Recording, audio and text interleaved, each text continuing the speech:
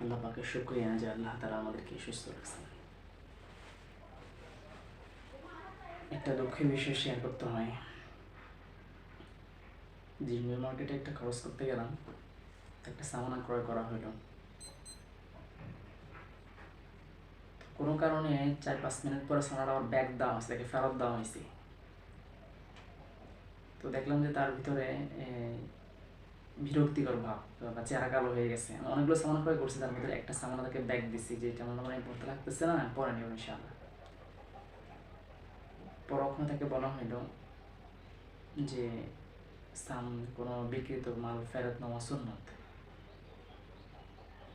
কিন্তু সুন্নত বলার পরও সেটাকে অবহেলা করতেছে, নেগলেসি করতেছে। আজকে সুন্নতের গুরুত্ব আমাদের ভিতরে নেই। একটা সুন্নতের কি পরিমাণ দাম, বলে এক একটা সুন্নতের দাম 7 আসমান 7 জমিনের চেয়ে বেশি। একটা সুন্নতকে যদি না করে 100 শহীদের নেকি দেওয়া হবে। বলে এক সাহাবীর ঘটনা আসছে, এরকম ব্যবসা করতেছে, 3 বছর হয়ে গেছে, কোনো বিক্রিত মাল ফেরত আসতেছে না। যেই দিনে বিক্রিত মাল ফেরত আসছে ওই দিন উনি সাথে সাথে দোকান বন্ধ করে ফেলছে। ওনাকে জিজ্ঞাসা করা হলে আপনি কেন দোকান বন্ধ করে ফেললেন? বলে শুধু আমি সুন্নতকে জিন্দা করার জন্য এই দোকানদারি করছি, যেটা হচ্ছে বিক্রিত মাল ফেরত নেওয়া সুন্নত। আল্লাহ পাক তাকে জান্নাত দিবেন।